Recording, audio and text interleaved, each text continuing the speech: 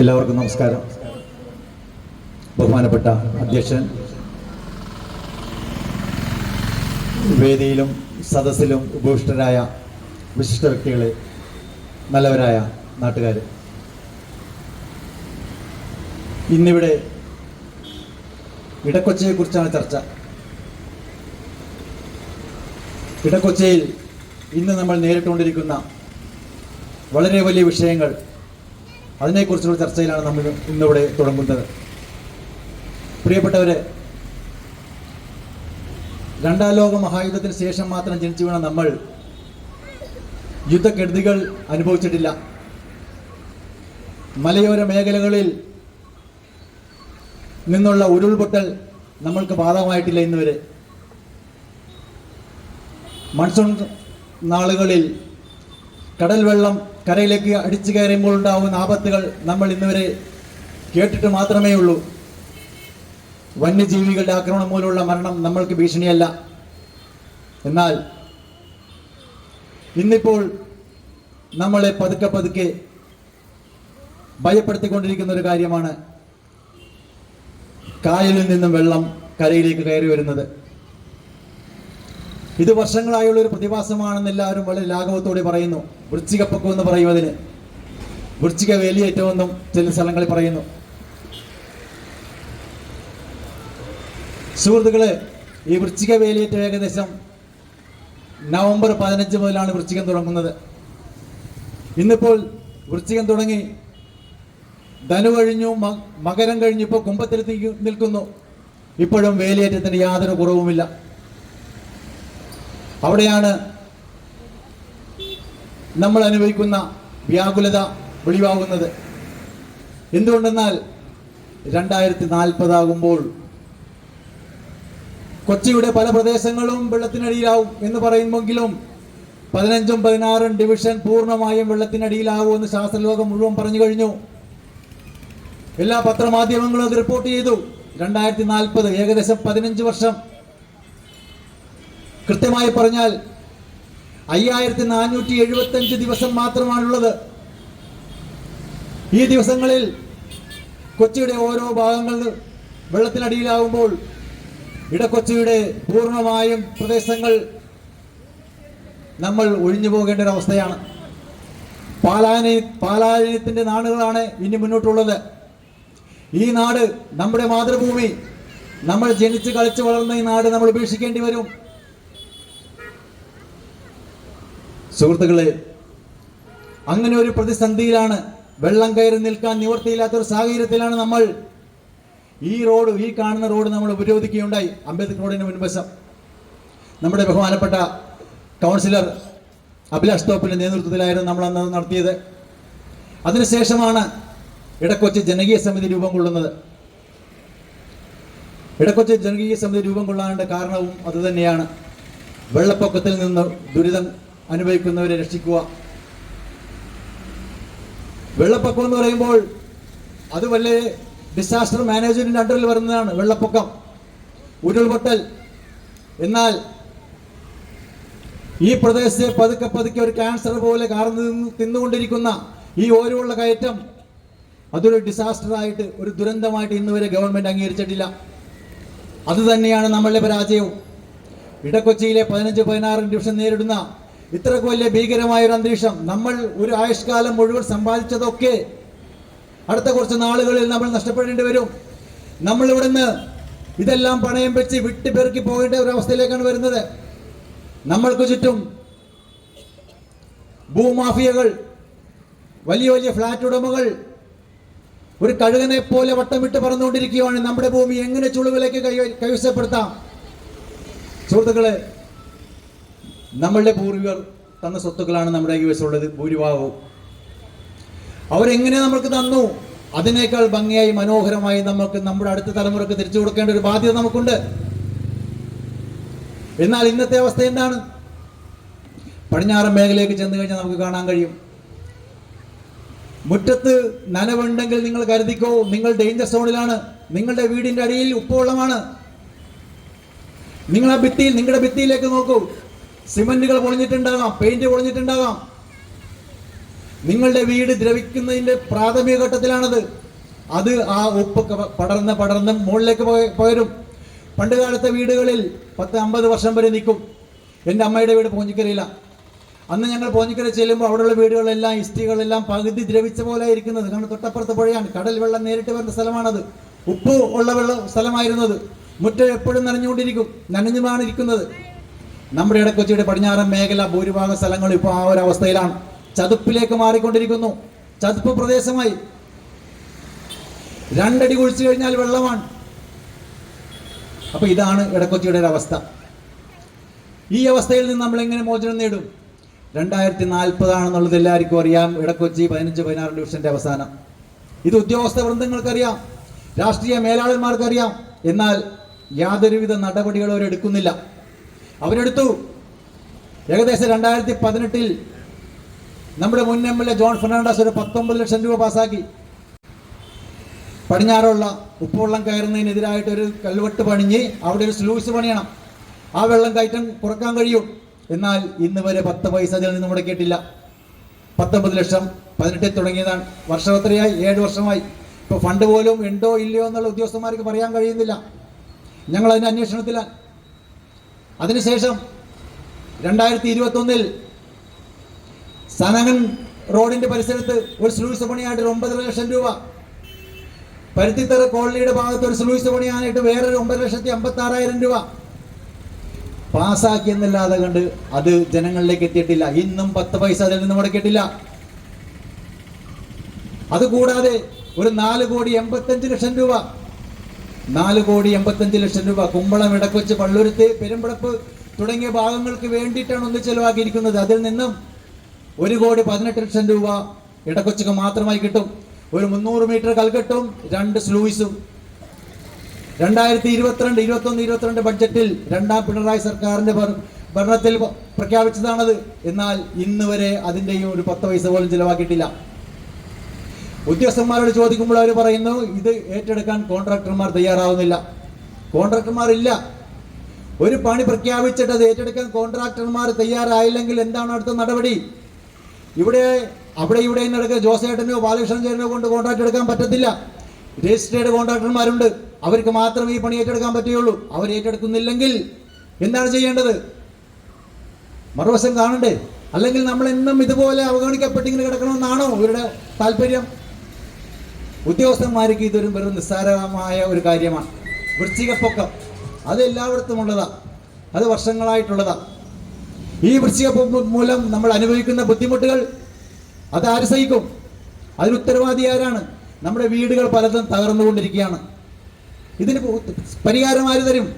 നമ്മുടെ കുട്ടികൾക്ക് പുറത്തു പോകാൻ പറ്റുന്നില്ല. വീട്ടിൽ നിന്ന് സ്കൂളിലേക്ക് പോകുന്ന കുട്ടികൾ ഷൂവും സോക്സും കയ്യിൽ ഊരിപ്പിടിച്ച് വെള്ളത്തിൽ കൂടി നീന്തി കയ്യിലൊരു കുപ്പി വെള്ളവുമായിട്ടാണ് പോകുന്നത്.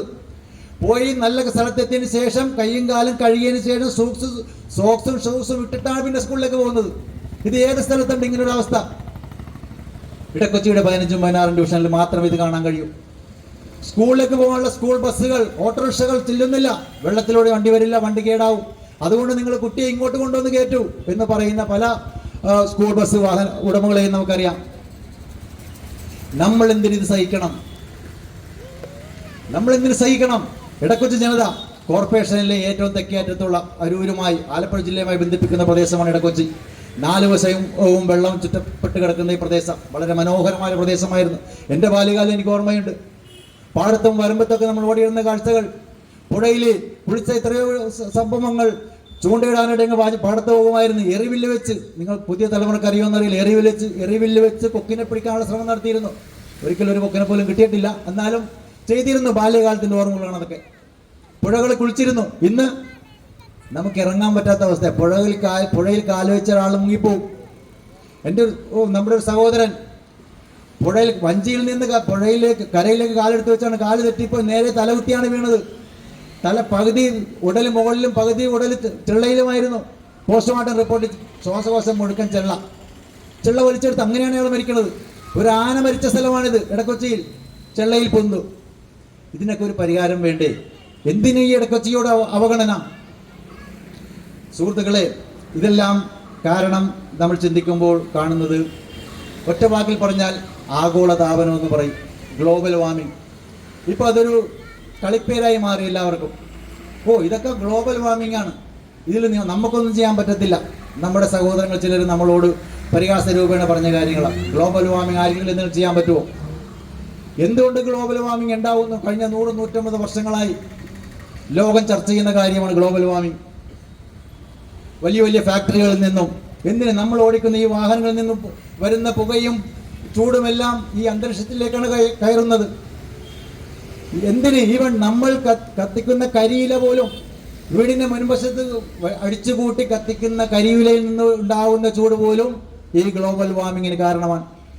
ഞാൻ സായങ്കാലങ്ങളിൽ നടക്കാൻ പോകുമ്പോൾ ഒരു ദിവസം ഇതുപോലെ ചവറിട്ട് കത്തിക്കുന്ന ഒരു ചേച്ചി അതിൻ്റെ കൂട്ടത്തിൽ കൂടി 2 പ്ലാസ്റ്റിക് കവർ അതിൻ്റെ ഇടയിൽ കൂടി വെക്കുന്നു. അപ്പോൾ ഞാൻ ചോദിച്ചു, ചേച്ചി ഇത് ചവറ് കത്തിക്കുന്നത് തന്നെ അത് മോശമാണ്, അതിൻ്റെ കൂട്ടത്തിൽ പ്ലാസ്റ്റിക് കവർ എന്തിനാ? മിൽമയുടെ 2 കവർ, അതെ, അതുകൂടി വെച്ച് കഴിഞ്ഞാൽ ചവറ് നല്ലോണം കത്തിക്കോളും, കുറേ നേരം കത്താലും ഞാനിവിടെ നോക്കി നിൽക്കേണ്ടി വരും. അപ്പം അതാണ് നമ്മുടെ അവസ്ഥ. ജനങ്ങൾക്കറിയില്ല എന്താണ് ഇത് ചെയ്യേണ്ടത്. ഈ കരിയില എന്ത് ചെയ്യണം നമുക്കറിയില്ല. തിരുവനന്തപുരത്ത് ഞാൻ കഴിഞ്ഞ കുറച്ച് നാൾ തിരുവനന്തപുരത്ത് ഉണ്ടായിരുന്നു. അവിടെ കരിയില സംഭരണിയുണ്ട്. കരിയില കത്തിക്കാൻ അനുവാദമില്ല. കരിയില സംഭരണി വലുത് പണിഞ്ഞു വെച്ചിട്ടുണ്ട്. അതിനേക്ക് കരിയില കൊണ്ടുവന്നിട്ടോളാം. അവിടെ നിന്ന് കോർപ്പറേഷൻ മാറിക്കൊണ്ടുപോകും. പക്ഷേ നമ്മുടെ കൊച്ചി കോർപ്പറേഷനിൽ ഇതൊന്നും സ്വപ്നം കാണാൻ മാത്രമേ കഴിയുള്ളൂ. ഇന്നും ഹരിതകർമ്മ സേനയിൽ എത്ര പേര് നമ്മുടെ വീട്ടിൽ വേസ്റ്റ് കൊടുക്കുന്നുണ്ട്? ജൈവ മാലിന്യം കൊടുക്കണം, പ്ലാസ്റ്റിക് കൊടുക്കാം, അവർ കൊണ്ടുപോയിക്കോളും. 150 രൂപ മാത്രമേ ഉള്ളൂ. ജൈവ മാലിന്യം കൊടുക്കാൻ പറ്റിയില്ലെങ്കിൽ നിങ്ങൾക്ക് വേണമെങ്കിൽ വളമാക്കാം, പ്ലാസ്റ്റിക് കൊടുക്കാമല്ലോ. എന്തിനത് കത്തിക്കണം? ഇത് ചെയ്യാതെ കണ്ട് ചിലർ കത്തിക്കുന്നു, ചിലർ പടിഞ്ഞാറൻ പാടങ്ങളിൽ കൊണ്ട് നിക്ഷേപിക്കുന്നു, റോഡിന്റെ സൈഡുകളിൽ നിക്ഷേപിച്ചിട്ട് പോകുന്നു. അപ്പോൾ ഈ ഗ്ലോബൽ വാർമിങ്ങിന് നമ്മളൊക്കെ കാരണക്കാരാണ്. പല രീതിയിൽ പല തലത്തിൽ ഇത് നടന്നുകൊണ്ടിരിക്കുന്നു, മുന്നോട്ട് പോയിക്കൊണ്ടിരിക്കുന്നു. ഇതിന്റെ ദൂഷ്യഫലങ്ങൾ കഴിഞ്ഞ 20-25 വർഷത്തെ ആഗോളതലത്തിലുള്ള പഠനം വ്യക്തമാക്കുന്നത്, ആഗോളതലത്തിൽ 15-20 സെന്റിമീറ്റർ വെള്ളമാണ് ഉയർന്നതെങ്കിൽ അത് കൊച്ചിയിൽ 30 സെന്റിമീറ്റർ ആണ്. ശാസ്ത്ര പഠനം പറയുന്നത് 30 സെന്റിമീറ്റർ ആണ് കൊച്ചിയിൽ വെള്ളം ഉയർന്നത് കഴിഞ്ഞ 20-25 വർഷം, ഏകദേശം 1 അടി. എന്തുകൊണ്ട് കൊച്ചിയിൽ മാത്രം ഇങ്ങനെ വെള്ളം കൂടുന്നു എന്ന് ചോദിച്ചു കഴിഞ്ഞാൽ, ഭൂമധ്യരേഖയിലൂടെ അടുത്ത് കിടക്കുന്നതാണ് ഇന്ത്യൻ ഓഷ്യൻ, ഇന്ത്യൻ മഹാസമുദ്രം. അതിനോട് ചേർന്ന് കിടക്കുന്ന അറബിക്കടലിൽ ചൂട് കൂടുതൽ വ്യാപിക്കുന്നു. അതെങ്ങനെയെന്ന് വെച്ച് കഴിഞ്ഞാൽ, നമ്മൾ ഈ അന്തരീക്ഷത്തിലേക്ക് പോകുന്ന ചൂട് അതിൻ്റെ 93% കടൽ വലിച്ചെടുക്കുന്നു, കടൽ വെള്ളം വലിച്ചെടുക്കുന്നു. അതിലൂടെ കടൽ ജലത്തിന്റെ വികേന്ദ്രീകരണം നടക്കുന്നു, വെള്ളത്തിന്റെ അളവ് കൂടുന്നു. അതുകൊണ്ടാണ് വെള്ളക്കയറ്റം കൂടുതലുണ്ടാവുന്നത്. കൂടാതെ ഐസ് ഉരുകുന്നത് കാരണം വേറെയുണ്ട്. അങ്ങനെ പല കാരണങ്ങൾ കൊണ്ട് ഈ ഗ്ലോബൽ വാർമിങ്ങിലൂടെ കടലിലെ വെള്ളം ഉയരുന്നു. ഈ ഉയർച്ച താഴ്ന്ന പ്രദേശങ്ങളിലേക്ക് വ്യാപിക്കുന്നു. ഇതിനൊരു പരിഹാരം വേണ്ടേ? പരിഹാരമുണ്ട്. നമ്മൾ ആവശ്യപ്പെടുന്നത്, ഇടക്കൊച്ചിയുടെ ചുറ്റളവ് ഏകദേശം 8.25 കിലോമീറ്ററാണ്. ഈ 3 പാലങ്ങൾ എടുത്ത് മാറ്റിക്കഴിഞ്ഞാൽ ഇടക്കൊച്ചി പൂർണ്ണമായി ഒരു ഐലൻഡാണ്. 4 വശത്തും വെള്ളമാണ്. ഇതിന്റെ ചുറ്റളവ് 8.25 കിലോമീറ്റർ. ഈ 8.25 കിലോമീറ്റർ ഒരു സംരക്ഷണ ഭിത്തി വെച്ച് അടക്കാൻ കഴിയും. സംരക്ഷണ ഭിത്തി എന്ന് പറയുമ്പോൾ നിങ്ങൾ ഓർക്കും ഇത്രയും ദൂരത്തിൽ മതിൽ കെട്ടി അടക്കണ്ടേ? വേണ്ട. നമ്മൾക്ക് നിലവിൽ കൽക്കെട്ടുകളുണ്ട്. പൊളിഞ്ഞു കിടക്കുന്ന കൽക്കെട്ടുകൾ റിപ്പയർ ചെയ്യുക, പുതിയതായി അതിൻ്റെ ഉയരം കൂട്ടുക, വെള്ളം അകത്തേക്ക് കിടക്കാത്ത രീതിയിൽ ചെയ്യുക. ഇത് ചെയ്യാവുന്നതേ ഉള്ളൂ. ഞാനൊരു ഉദാഹരണം പറയാം. നമ്മുടെ തൊട്ടടുത്ത പ്രദേശമാണ് വെല്ലിംഗ്ടൺ ഐലൻഡ്. 100 വർഷം പോലും ആയിട്ടില്ല വെല്ലിംഗ്ടൺ ഐലൻഡ് രൂപീകരിച്ചിട്ട്. 1920 അതിൻ്റെ പണി തുടങ്ങി, 1932 പണി പൂർത്തീകരിച്ചു. 100 വർഷം പോലും ആയിട്ടില്ല. ഏകദേശം നമ്മുടെ ഇടക്കൊച്ചിയുടെ 3 ഇരട്ടി വലിപ്പമുണ്ട് അതിന്, വെല്ലിംഗ്ടൺ ഐലൻഡിന്. അവിടെ ഇന്ന് വരെ ഒരു തുള്ളി വെള്ളം കയറിയതായി ആരും റിപ്പോർട്ട് ചെയ്തിട്ടില്ല. ഇവിടെ കയറില്ല, അത്രക്ക് ഉയരത്തിലാണ് അത് പണിഞ്ഞിട്ടുള്ളത്. മെറൈൻ ഡ്രൈവ്, നമുക്ക് എല്ലാവർക്കും അറിയാം. മെറൈൻ ഡ്രൈവ് ഒരു തുള്ളി ഈ അടുത്ത കാലത്ത് അടുത്ത 100 വർഷത്തിൽ കയറില്ല വെള്ളം, അത്ര ഉയരത്തിലാണ് അത് പണിഞ്ഞിരിക്കുന്നത്. രാജേന്ദ്ര മൈതാനം തൊട്ട് അങ്ങറ്റം വരെ. അപ്പോൾ ഈ ഓരോ വെള്ളം കയറുന്നത് നമുക്ക് തടയാൻ കഴിയും. അതിന് ചില മാർഗങ്ങളാണ് ഞങ്ങൾ പറയുന്നത്. നമ്മൾക്ക് ചുറ്റുമതിൽ പണിയുക. ചുറ്റുമതിൽ വെച്ചാൽ നിലവിലുള്ള കൽക്കെട്ടിൻ്റെ മുകളിലേക്ക് പണി. ഏകദേശം കുറേ സ്ഥലങ്ങളിൽ പണിഞ്ഞു കഴിഞ്ഞു. ബാക്കിയുള്ളത് പൂർത്തീകരിക്കുക. നിലവിലുള്ള ഫണ്ട് ഞാൻ മുമ്പ് പറഞ്ഞ 4.25 കോടിയുടെയും 9 ലക്ഷത്തിൻ്റെയും 19 ലക്ഷത്തിൻ്റെയൊക്കെ ഫണ്ട് ഉപയോഗിച്ച് പണിഞ്ഞാൽ തന്നെ നമ്മുടെ ഏകദേശ വലിയ പണികളെല്ലാം തീരും. പക്ഷേ ഇത് ചെയ്യാൻ ആരും തയ്യാറാവുന്നില്ല. ഗവൺമെൻറ് മുന്നോട്ട് വരുന്നില്ല. ഉദ്യോഗസ്ഥ മേധാവികൾക്ക് ഇതൊരു ടൈം പാസ് പോലെയായി. അപ്പൊ ഇതൊരു തരം അവഗണനയാണ് നമ്മളോടുള്ള. ഇടക്കൊച്ചിക്കാരോട് മാത്രമുള്ള ഒരു അവഗണന എന്ന് ഞാൻ പറയുന്നു. കാരണം കൊച്ചിൻ കോർപ്പറേഷന്റെ 74 ഡിവിഷനുകളിൽ ഏറ്റവും താഴ്ന്ന രീതിയിൽ ട്രീറ്റ് ചെയ്യുന്ന ഒരു പ്രദേശമാണ് 15-16 ഡിവിഷൻ. നമ്മുടെ കൗൺസിലർമാർ സാന്നിധ്യമുണ്ട്. ഇവിടത്തേക്ക് ആളുകളെ കിട്ടുന്നില്ല. കഴിഞ്ഞ കൗൺസിലർ പ്രതിഭ അൻസാരി ഇരുന്ന സമയത്ത് ഞാനിന്ന് റെസിഡൻസ് അസോസിയേഷന്റെ അംബേദ്കറിന്റെ സെക്രട്ടറി ആയിരുന്നു. അപ്പോൾ നമ്മുടെ പ്രദേശങ്ങൾ ക്ലീൻ ചെയ്യുന്ന കാര്യത്തെക്കുറിച്ച് സംസാരിച്ചപ്പോൾ പ്രതിഭ പറഞ്ഞ ഒരു കാര്യം, കോർപ്പറേഷന്റെ ജോലിക്കാരെ ഇങ്ങോട്ട് കിട്ടാറില്ല. അത് പലതും പള്ളിയൂരത്തിലുള്ള പ്രമുഖരായ അവരുടെ മണ്ഡലത്തിൽ അവരുടെ ഡിവിഷനിലേക്കാണ് പോകുന്നത്. വളരെ കരഞ്ഞു പിടിച്ചാണ് 1-2 ആളുകളെ ചിലപ്പോൾ കിട്ടുന്നത്. അത് തന്നെയായിരിക്കും ഇപ്പോഴും ഇവരുടെയും അവസ്ഥ. അപ്പോൾ ഈ അവഗണനയ്ക്കെതിരെയാണ് നമ്മളുടെ ഈ പോരാട്ടം. നമ്മുടെ ഈ ജനകീയ സംരക്ഷണ സമിതി രൂപീകരിച്ചത് എന്തിനു വേണ്ടിയാണ്? നമ്മുടെ ഇടക്കൊച്ചിയുടെ കാതലായ പ്രശ്നങ്ങൾക്ക് പരിഹാരം കാണുക. ഈ ഓരോവെള്ളം കയറുന്നതിലൂടെ നമ്മുടെ വീടുകളും നമ്മുടെ കുടുംബങ്ങളും കഷ്ടപ്പെടുന്നതിന് പരിഹാരം ഉണ്ടാവുക. നമ്മുടെ കുഞ്ഞുകുട്ടികൾ അനുഭവിക്കേണ്ട സ്വത്തുകളാണ് വീട് റിപ്പയറിങ്ങിനും വാഹന റിപ്പയറിങ്ങിനുമായിട്ടൊക്കെ നമ്മൾ ചിലവാക്കിക്കൊണ്ടിരിക്കുന്നത്. നമ്മൾ അറിയുന്നില്ല. കുറേശ്ശെ വീടിൻ്റെ പെയിന്റ് പോകുമ്പോൾ നമ്മൾ പെയിന്റ് ചെയ്യും, സിമെന്റ് പടിഞ്ഞു പോകുമ്പോൾ അതിന് പാച്ച് വർക്ക് ചെയ്യും. അത് താങ്ങാൻ പറ്റുന്നതാകുമ്പോൾ അതിനേക്കാൾ കൂടുതലാകുമ്പോൾ നമ്മൾ അതിൻ്റെ ടൈലൊട്ടിക്കും. പല വീടുകളിലും ടൈലൊട്ടിച്ചിട്ടുണ്ട്. ഉള്ളിൽ ഭിത്തികൾ ദ്രവിച്ചുകൊണ്ടിരിക്കുകയാണ്. അപ്പോൾ ഈ പണമെല്ലാം നമ്മൾ നമ്മുടെ മക്കൾക്ക് വേണ്ടി ചെലവഴിക്കേണ്ട പണമാണിത്. പക്ഷേ അത് ഈ രീതിയിൽ നമുക്ക് നഷ്ടപ്പെടുകയാണ്. ഈ അവഗണനയ്ക്കെതിരെയാണ്. എന്തുകൊണ്ട് നമ്മൾ ഈ അവഗണിക്കുന്നു? പല കാര്യങ്ങളും. ഇത് മാത്രമല്ല, ഇപ്പോൾ ഈ വഴികൾ, റോഡ് പൊളിഞ്ഞു കിടക്കുന്നു. നമ്മൾക്ക് കുട്ടികൾക്ക് കളിക്കാനൊരു കളിസ്ഥലമില്ല. നമുക്കറിയാം, ഇടക്കൊച്ചൊരു ഗവൺമെൻറ് ഹൈസ്കൂളുണ്ട്, ഗവൺമെൻറ് ഫിഷറീസ് ഹൈസ്കൂൾ. കുട്ടികൾക്ക് കളിക്കാൻ സ്ഥലമില്ല. അവരുടെ ആനുവൽ സ്പോർട്സ് മീറ്റ് നടക്കുന്നത് ജ്ഞാനോദയം പബ്ലിക് സ്കൂളിന്റെ ഔദാര്യത്തിലാണ്. അവരോട് റിക്വസ്റ്റ് ചെയ്തിട്ട് അവരനുവദിക്കുമ്പോഴാണ് ഇവരുടെ ആനുവൽ മീറ്റ് നടക്കുന്നത്. ഇവിടെ നമുക്ക് സ്ഥലമുണ്ടായിരുന്നു, വിശാലമായ സ്ഥലങ്ങളുണ്ടായിരുന്നു. അവിടെ പലതും പല രീതിയിൽ പണിഞ്ഞുകൊണ്ടിരിക്കുന്നു. നമുക്ക് വേണ്ടിയിട്ട്, നമ്മുടെ കുട്ടികൾക്ക് വേണ്ടിയിട്ട്. കുട്ടികൾക്ക് വെള്ളക്കെട്ട് കാരണം പുറത്തിറങ്ങാൻ പറ്റുന്നില്ല. പ്രായമായവർ പുറത്തിറങ്ങാൻ ബുദ്ധിമുട്ടുന്നു. കാരണം ത്വക്ക് രോഗങ്ങൾ, പല പ്രശ്നങ്ങളുണ്ടാവും. ഷുഗർ ഉള്ളവരുണ്ടാവും. വെള്ളത്തിൽ നീന്തിക്കഴിഞ്ഞാൽ പ്രശ്നങ്ങളാവും. അപ്പോൾ ഈ അവഗണന പണ്ട് കാലത്ത് ഏകദേശം 100 വർഷങ്ങൾക്ക് മുമ്പാണ് ഈ പ്രശ്നങ്ങൾ ഉണ്ടായിരുന്നത്. അന്ന് ജാതിയായിരുന്ന പ്രശ്നം.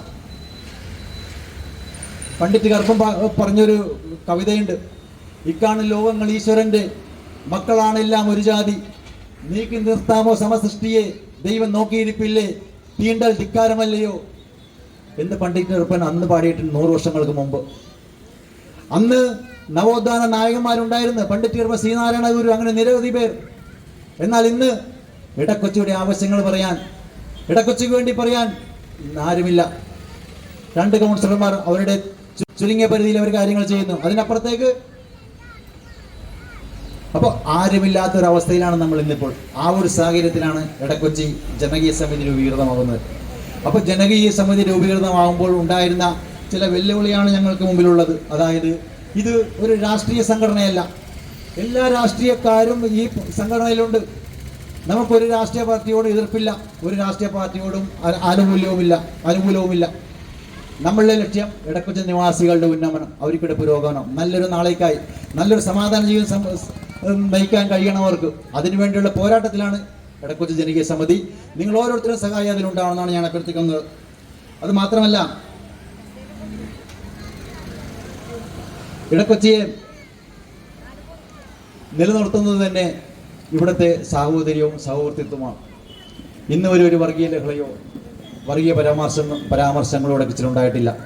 ഏകോദര സഹോദരങ്ങളെ പോലെ ജീവിക്കുന്ന ഒരുപറ്റം ആളുകളുടെ പിന്നോക്കക്കാരായ ഒരുപറ്റം ആളുകളുടെ സ്ഥലമാണ് 15-16 ഡിവിഷൻ. ഈ ഡിവിഷൻ അനുഭവിക്കുന്ന 100 പ്രശ്നങ്ങളുണ്ട്. ചെറുതും വലുതുമായ പല പ്രശ്നങ്ങളും നമ്മൾ കണ്ണടക്കുകയാണ്. അത് അവനവൻ ചെയ്തു തീർക്കുകയാണ്. എന്നാൽ ഇതുപോലുള്ള വലിയ പ്രശ്നങ്ങൾ ഈ ഭൂമിയിലേക്ക് ഒരു വെള്ളം കയറി വന്ന് അത് കവർന്ന് ഇടക്കൊച്ചി ഇല്ലാതാക്കുന്ന ഒരു അവസ്ഥ ഉണ്ടാകുന്നതിന് മുമ്പ് തന്നെ നമ്മൾ പ്രതികരിക്കേണ്ടിയിരിക്കുന്നു. ആ പ്രതികരണത്തിന് വേണ്ടിയുള്ള ശ്രമത്തിലാണ് നമ്മൾ കഴിഞ്ഞ ദിവസങ്ങളിൽ ഏകദേശം 15-20ഓളം കവലകളിൽ നമ്മൾ മീറ്റിങ്ങുകൾ നടത്തി. ജനങ്ങളെ പ്രബുദ്ധരാക്കാൻ, ആലോചനാമഗ്നരാക്കാൻ, ഈ വിഷയത്തിലുള്ള പ്രശ്നങ്ങൾ നമ്മൾ അവരെ അറിയിക്കാനും നടത്തി. ഇന്നലെ നമ്മൾ ബൈക്ക് റാലി നടത്തി. ഏകദേശം ജനങ്ങളുടെ ബോധവൽക്കരണം തന്നെയായിരുന്നു അതിൻ്റെ ലക്ഷ്യം. ഇന്നിപ്പോൾ ഒരു സായാഹ്ന ധർണ്ണ നമ്മൾ നടത്തുകയാണ്. അപ്പോൾ ഇതിലെല്ലാവരും സംഘടിതമായി നിങ്ങളെല്ലാം വന്നതിൽ വളരെ സന്തോഷമുണ്ട്. സുഹൃത്തുക്കളെ, ഇന്നത്തെ ഈ സായം സന്ധ്യയിൽ എൻ്റെ കർത്തവ്യം നിങ്ങൾക്ക് ഏവർക്കും സ്വാഗതം പറയുക എന്നുള്ളതാണ്. ഇന്നിവിടെ ഈ യോഗത്തിൻ്റെ അധ്യക്ഷം വഹിക്കുന്നത് നമ്മുടെ പ്രിയപ്പെട്ട ജനകീയ സമിതിയുടെ ചെയർമാനും ഇവിടുത്തെ ഏതൊരു പൊതു പ്രശ്നങ്ങളിലും സജീവമായി പങ്കെടുക്കുന്ന ഏതൊരു വിഷയത്തിലും മുൻപന്തിയിൽ നിന്ന് അതിനെ ധീരതയോടെ നേതൃത്വം കൊടുക്കുന്ന ശ്രീ മാനുവൽ നിക്സനാണ്.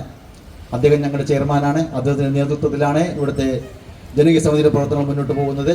അദ്ദേഹത്തിന് ഞാൻ ഈ വേദിയിലേക്ക് ഹാർദവമായി സ്വാഗതം ചെയ്യുന്നു.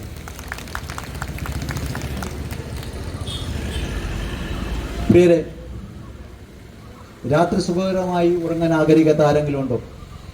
നമ്മളെല്ലാവരും ആഗ്രഹിക്കുന്നത് കാലത്ത് മുതൽ അന്തിയോളം പണിയെടുത്ത് കഷ്ടപ്പെട്ട് രാത്രി സുഖമായൊരു ഉറക്കം. അതാണ് ഏതൊരു മനുഷ്യൻ്റെയും ഏറ്റവും വലിയ ആഗ്രഹം. ഉറങ്ങാൻ കഴിഞ്ഞില്ലെങ്കിലൊരു അവസ്ഥ നിങ്ങളൊന്ന് ആലോചിച്ച് നോക്കും. രാത്രിയുടെ അന്ത്യയാമങ്ങളിൽ വീട്ടിലേക്ക് ക്ഷണിക്കപ്പെടാത്ത അതിഥിയായി കടന്നു വരുന്ന ഒരു വെള്ളം, അതിനെ നോക്കിയിരുന്ന് ഇതിനെന്താ ചെയ്യുക? നേരം വെളുത്ത് നമ്മൾ വാതിൽ തുറന്ന് പുറത്തേക്ക് കാലുവെക്കുമ്പോൾ അത് വെള്ളത്തിലാണെങ്കിലോ? നമുക്കറിയാം, ഈ കാലഘട്ടത്തിൽ ലേക്ക് വ്യൂ അപ്പാർട്ട്മെന്റ്സ്, വെള്ളത്തിനോട് ചേർന്നുള്ള അപ്പാർട്ട്മെന്റുകൾക്ക് നല്ല പ്രിയമാണ്. അത് വാങ്ങാൻ ആൾ കൂടുതലാണ്, അതിന് വിലയും കൂടുതലാണ്. കാരണം വാതിൽ തുറന്നു കഴിഞ്ഞാൽ പ്രഭാത സൂര്യൻ ഉദിച്ചുയരുന്നത് കാണാം. മുന്നിലോടുന്ന പുഴയിലേക്ക് ചാഞ്ഞു നിൽക്കുന്ന തെങ്ങിൻ്റെ ഓലയിൽ തട്ടി വെള്ളം ഒഴുകുന്നത് നമുക്ക് കാണാം. അതൊക്കെ സന്തോഷമാണ്, മനസ്സിന് സന്തോഷം നൽകും, സമാധാനം നൽകും. എന്നാൽ രാവിലെ എണീറ്റ് വാതിൽ തുറന്ന് കാലെടുത്ത് വെക്കുന്നത് വെള്ളത്തിലേക്കാണെങ്കിലോ? അങ്ങനെ അനുഭവിക്കുന്ന കുടുംബങ്ങൾ ഇവിടെയുണ്ട്. അത് ഒരു ദിവസമല്ല, പല ദിവസങ്ങൾ. ഒരു വെള്ളം കാണയിലൂടെ കയറി കാണയിൽ അഴുക്കുകൂടി ചേർന്ന് മുറ്റം മുഴുവൻ വെള്ളം.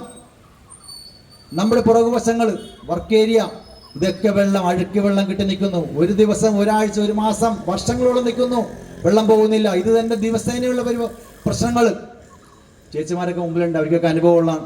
വൃക്ഷത്തിന് മാത്രം കണ്ടിരുന്ന പ്രതിഭാസ ഇപ്പോൾ സ്ഥിരമായി കൊണ്ടിരിക്കുന്നു. ഈ അഴുക്ക് വെള്ളത്തിലൂടെ ജീവിതം നയിച്ച് മുന്നോട്ട് പോകുമ്പോൾ രാത്രി ഈ വെള്ളം കയറി കിടക്കുന്നത് കൊണ്ട് ഉറക്കമില്ലാതെ ഉണർന്നിരിക്കുന്ന എത്രയോ രാത്രികൾ. ദൈവമേ, ഈ രാത്രി ഈ പുലരാൻ എന്താ ഇത്രയും വൈകുന്നു എന്നോർത്ത് ദൈവത്തോട് പ്രാർത്ഥിക്കുന്ന നാളുകൾ, അതിൻ്റെ ഒരു നേർക്കാഴ്ചയാണ് ഇന്ന് നമ്മുടെ ഉദ്ഘാടനം ചെയ്യാൻ എത്തിയിരിക്കുന്ന ഫിലോമിന ചേച്ചി. താമസിക്കാൻ നിവർത്തിയില്ലാതെ പല രീതിയിലും ശ്രമിച്ചു നോക്കി.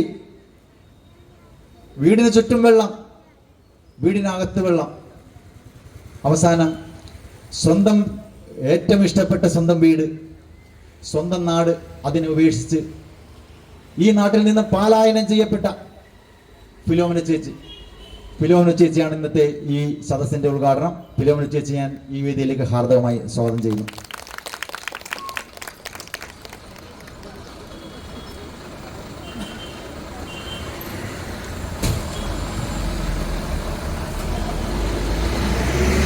ഇന്നിവിടെ ആശംസാ പ്രസംഗങ്ങൾ അർപ്പിക്കുന്നത് ശ്രീ അഭിലാഷ് തോപ്പിൽ.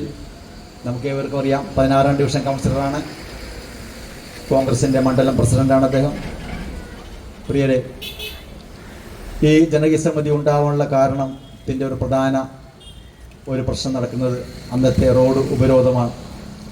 ആ ഉപരോധത്തിൽ പോലീസിൻ്റെ മർദ്ദനം ഏൽക്കുകയുണ്ടായി. പോലീസിൻ്റെ ക്രൂരതയ്ക്ക് പിന്നിൽ നമ്മൾ മുട്ടുമടക്കിയില്ല. നമ്മൾ ആവശ്യങ്ങൾ ഉന്നയിച്ചു, അതുമായിട്ട് മുന്നോട്ട് തന്നെ പോയി. കുറേയേറെ പേരുടെ പേരിൽ കോടതി കേസുണ്ട്. ആ കേസ് 1-ാം പ്രതിയാണ് അഭിലാഷ്. അദ്ദേഹത്തിന് ഞാൻ ഈ വേദിയിലേക്ക് ഹാർദവമായി സ്വാഗതം ചെയ്യുന്നു. അടുത്തത് ജീജ ടെൻസൺ, 15ാം ഡിവിഷൻ കൗൺസിലറാണ്. നമ്മുടെ എല്ലാ കാര്യങ്ങൾക്കും നമ്മളോടൊപ്പം കൂടെ നിൽക്കുന്ന ജീജ ടെൻസൺ കോർപ്പറേഷനുമായി ബന്ധപ്പെട്ട എല്ലാ കാര്യങ്ങൾക്കും എന്തെല്ലാം ഫണ്ടുകൾ നമുക്ക് അനുവദിച്ചിട്ടുണ്ട്, അതിനു വേണ്ടിയിട്ട് എല്ലാവിധ പ്രവർത്തനങ്ങളും നടത്തിക്കൊണ്ടിരിക്കുകയാണ്. കൂടുതൽ ശക്തമായി മുന്നേറാൻ നമ്മൾക്ക് ആർജവം നൽകുന്നതും അതുപോലുള്ള പ്രവർത്തനങ്ങളാണ്. ജീജ ടെൻസനെ ഞാൻ ഈ വേദിയിലേക്ക് നിങ്ങളുടെ എവിടെയും പേരിൽ സ്വാഗതം ആശംസിക്കുന്നു. ഇന്നിവിടെ പ്രഭാഷണം നടത്താൻ എത്തിയിട്ടുള്ളത് മിസ് തുഷാർ നിർമ്മലാണ്, അഡ്വക്കേറ്റ് തുഷാർ നിർമ്മൽ. അദ്ദേഹം ചെല്ലാനം കൊച്ചി ജനകീയ സമിതിയുടെ പ്രവർത്തകനാണ്, കോ ചെയർമാനാണ് അദ്ദേഹം. വളരെ ഏറെ കഷ്ടപ്പാടുകളും ദുരിതങ്ങളും അനുഭവിക്കുന്ന പ്രദേശത്തെ ജനങ്ങൾക്ക് വേണ്ടിയിട്ട് ഏറെ കഷ്ടപ്പെടുന്ന ഒരു വ്യക്തിയാണ് അദ്ദേഹം. ഒരു പാരിസ്ഥിതിക പ്രവർത്തനം കൂടിയാണ് അദ്ദേഹം. അദ്ദേഹത്തെ ഞാൻ ഈ വേദിയിലേക്ക് സ്വാഗതം ചെയ്യുന്നു. ഇന്നിവിടെ ആശംസാ പ്രസംഗങ്ങൾ അർപ്പിക്കാൻ എത്തിയിട്ടുള്ളത് പി കെ സന്തോഷ് കുമാർ, KPMSന്റെ സെക്രട്ടറിയാണ്. വേലിയേറ്റവുമായി ബന്ധപ്പെട്ട എല്ലാ വിഷയങ്ങളും വളരെ ഗഹനമായി അറിയാവുന്ന അദ്ദേഹമാണ് സന്തോഷ് കുമാർ. അദ്ദേഹത്തെ ഞാൻ ഈ വേദിയിലേക്ക് ഹാർദമായി സ്വാഗതം ചെയ്യുന്നു. EK Kanakan, doctor Ambedkar residence അസോസിയേഷൻ്റെ മുൻ സെക്രട്ടറിയാണ്. അദ്ദേഹം ഇവിടെ SNDP യോഗം പ്രതിനിധിയാണ് അദ്ദേഹം ഇവിടെ. ഇന്ന് നമ്മൾ ഈ ഫൈറ്റ് ചെയ്യുന്ന ഈ ഓയിലുള്ള കയറ്റുമായി ബന്ധപ്പെട്ട് വർഷങ്ങൾക്ക് മുമ്പ് ഞങ്ങൾ ഒന്നിച്ച് പ്രവർത്തിച്ചിട്ടുണ്ട്. ആ വിഷയത്തിൽ MLA കാണാനും ജോൺ ഫെർണാണ്ടസിനെയും സുരാജിനെയും കാണാനും പരാതികൾ കൊടുക്കാനും ഒക്കെ ഞങ്ങൾ നിരന്തരം പോയിക്കൊണ്ടിരുന്നതാണ്. ശ്രീ കനകൻ ചേട്ടൻ ഈ വിഷയങ്ങളെല്ലാം അറിയാം. അദ്ദേഹത്തെ ഞാൻ ഈ വേദിയിലേക്ക് ഹാർദമായി സ്വാഗതം ചെയ്യുന്നു. Shri K. Jacob, president KLC Edakochi, അദ്ദേഹം എത്തിയിട്ടില്ല. അദ്ദേഹവും ഈ വിഷയവുമായി ബന്ധപ്പെട്ട് പ്രവർത്തിക്കുന്നതാണ്. മന്ത്രി റോഷി അഗസ്റ്റിന് അവർ നേരിട്ട് കൊണ്ട് പരാതി വരെ കൊടുക്കുകയുണ്ടായി ഈ വെള്ളക്കെട്ടുമായി ബന്ധപ്പെട്ട വിഷയത്തിൽ. അദ്ദേഹത്തിന് ഈ വേദിയിലേക്ക് സ്വാഗതം ആശംസിക്കുന്നു. ഈ സംഘടനയുടെ ട്രഷററാണ് നിതീഷ്. എല്ലാവിധ സാമ്പത്തിക കാര്യങ്ങളും നോക്കുന്ന അദ്ദേഹമാണ്. വലിയ സാമ്പത്തിക ചെലവുള്ള ഇതുപോലുള്ള പരിപാടികൾ അദ്ദേഹം എവിടെ എങ്ങനെ രണ്ടറ്റം കൂട്ടിമുട്ടിക്കും എന്ന് അദ്ദേഹത്തിന് മാത്രമേ അറിയാവൂ. ഞങ്ങളുടെ എല്ലാവിധ സഹകരണവും കൊണ്ട് അദ്ദേഹത്തിന് ഈ വേദിയിലേക്ക് ഹാർദമായി സ്വാഗതം ചെയ്യുന്നു. ഷൈനി ജുബിൻ നമ്മുടെ വൈസ് ചെയർമാനാണ്. നമ്മുടെ എല്ലാ പരിപാടികളും സജീവമായി പങ്കെടുക്കുന്നു. കവല മീറ്റിങ്ങുകളിലും നമ്മുടെ കമ്മിറ്റി മീറ്റിങ്ങുകളിലെല്ലാം സജീവമായി പങ്കെടുക്കുന്ന ഷൈനി ജുബിനെ ഞാൻ ഈ വേദിയിലേക്ക് ഹാർദമായി സ്വാഗതം ചെയ്യുന്നു. രാഗി ഘനോഷ് നമ്മുടെ ജോയിന്റ് കിന്നറാണ്. നമ്മുടെ എല്ലാ പരിപാടികളും പങ്കെടുക്കുന്നതാണ്. സജീവമായി ഈ വിഷയത്തിൽ പങ്കാളിത്തമുണ്ട്. രാഗി ഘനോഷിനെ ഞാൻ ഈ വേദിയിലേക്ക് ഹാർദമായി സ്വാഗതം ചെയ്യുന്നു. CK പ്രദീപ് നമ്മുടെ ജോയിന്റ് കൺവീനറാണ്. ഇതിൻ്റെ ഒരു വിക്ടിം കൂടിയാണ് അദ്ദേഹം. ഒരു വെള്ളം കയറുന്ന അദ്ദേഹത്തിൻ്റെ വീടിൻ്റെ മുറ്റത്ത് കൂടി അതിൻ്റെ വീടിൻ്റെ പരിസരമൊക്കെ ഒരു വെള്ളം കയറിയിട്ടുണ്ട്.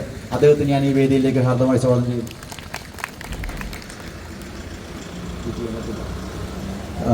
വിനു വർഗീസ്, അനീഷ് P. അരവിന്ദ് ജോയിന്റ് കൺവീനറാണ്. അദ്ദേഹവും ഇതിൻ്റെ ഒരു വിക്ടിമാണ്. വീടിൻ്റെ മുൻവശം എപ്പോഴും വെള്ളമാണ്, ഒരു വെള്ളമാണ്. ഇതിനു മുമ്പും പല വിഷയങ്ങളിൽ അദ്ദേഹം ഇടപെട്ട് പ്രവർത്തിച്ചിട്ടുണ്ട്. അദ്ദേഹത്തിന് സ്വാഗതം ആശംസിക്കുകയാണ്. അടുത്തത് ലിജോഷ്, നമ്മുടെ സംഘടനയുടെ ചെയർമാനാണ് അദ്ദേഹം, കൺവീനറാണ് അദ്ദേഹം. ഇവിടെ നടക്കുന്ന എല്ലാ പരിപാടികൾക്കും ചുക്കാൻ പിടിക്കുന്നതും അതിന് വേണ്ടുന്ന ബാക്ക് ബോണായിട്ട് പ്രവർത്തിക്കുന്ന, അതിൻ്റെ നട്ടെല്ലായി പ്രവർത്തിക്കുന്നതാണ് ലിജോഷ്. എല്ലാ കാര്യങ്ങളും കോർഡിനേറ്റ് ചെയ്യുന്നു. അദ്ദേഹത്തിന് ഈ വേദിയിലേക്ക് ഞാൻ ഹാർദമായി സ്വാഗതം ചെയ്യുകയാണ്. സുഹൃത്തുക്കളെ, ഞാൻ അവസാനം ഒരു വാക്കുകൂടി പറഞ്ഞ് അവസാനിപ്പിക്കാം. നമ്മളുടെ നിസ്സംഗത മനോഭാവം നമ്മൾ വെടിയണം. നമ്മൾ ഇതാരെങ്കിലും ചെയ്തുകൊള്ളുമെന്ന് കരുതി നമ്മൾ മുണ്ടായിരുന്നിട്ട് കാര്യമില്ല. ആരും ചെയ്യാനില്ല. നമുക്ക് വേണ്ടി നമ്മൾ മാത്രമേ ഉള്ളൂ.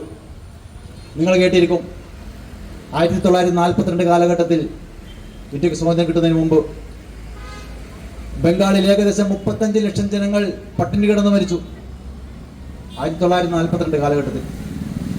അന്ന് ബംഗാളിലെ തെരുവീതികളിൽ ശവങ്ങൾ കുമിഞ്ഞുകൂടി. പട്ടിണി കിടന്നു, ഭക്ഷണം കഴിക്കാൻ നിവൃത്തിയില്ലാതെ പട്ടിണി കിടന്ന് മരിച്ച ജനങ്ങൾ. അന്ന് നമ്മൾ അടിമകളായിരുന്നു. എന്നാൽ അന്ന് അവിടെ പിടഞ്ഞു വീണ, തെരുവീതികളിൽ പിടഞ്ഞ് ഇഞ്ചിഞ്ചായി ഈച്ചകളെ പോലെ മരിച്ച 35 ലക്ഷം ജനങ്ങൾ, അന്നത്തെ കൊളോണിയൽ ബ്രിട്ടീഷ് ഭരണകൂടത്തിനെതിരെ 35 ലക്ഷം കത്തികളോങ്ങിയിരുന്നെങ്കിൽ ഇന്ത്യയുടെ സ്വാതന്ത്ര്യ സമര ചരിത്രം മറ്റൊന്നാകുമായിരുന്നു. സുഹൃത്തുക്കളെ, ഇത് ഞാൻ പറഞ്ഞതല്ല. ഏകദേശം 35 വർഷങ്ങൾ മുമ്പ് ഞാൻ വായിച്ച പ്രശസ്ത സാഹിത്യകാരൻ മലയാറ്റൂർ രാമകൃഷ്ണൻ്റെ യന്ത്രം എന്ന നോവലിലെ വരികളാണിത്. സുഹൃത്തുക്കളെ, നിങ്ങളോട് പറയാൻ എനിക്ക് ഇത്രയേ ഉള്ളൂ. നമ്മൾ അക്രമ രാഷ്ട്രീയത്തിലേക്കല്ല പോകുന്നത്. നമ്മൾക്ക് സമാധാനമായ ചർച്ചയിലൂടെ, സമാധാനമായ ഇതുപോലുള്ള സമരങ്ങളിലൂടെ നമ്മൾ നമ്മുടെ വിജയം നേടിയെടുക്കും. ആ വിജയത്തിനായി നമ്മൾ ഏതറ്റം വരെയും പോകും. അതിനുവേണ്ടി നമ്മൾ എന്ത് വേണമെങ്കിലും ആരുടെ മുന്നിലും തലകുരിക്കാനും ആരോടും മുട്ടുമടക്കാനും നമ്മൾ തയ്യാറാണ്. പക്ഷേ നമ്മുടെ പ്രശ്നം പരിഹരിക്കപ്പെടണം. അതുവേണ്ടി മാത്രമാണ് നമ്മൾ ആഗ്രഹിക്കുന്നത്. ഇന്നിവിടെ കൂടിയിട്ടുള്ള നിങ്ങൾ ഓരോരുത്തർക്കും എൻ്റെ പേരിലും ഇടക്കൊച്ചി ജനകീയ സമിതിയുടെ പേരിലും ഹാർദവമായ സ്വാഗതം ആശംസിച്ചുകൊണ്ട് ഞാൻ എൻ്റെ വാക്കുകൾ ഉപസംഹരിക്കുന്നു. നന്ദി, നമസ്കാരം. പ്രോത്സാഹനം നന്ദി പറയുകയാണ്. ഇനിയിപ്പോൾ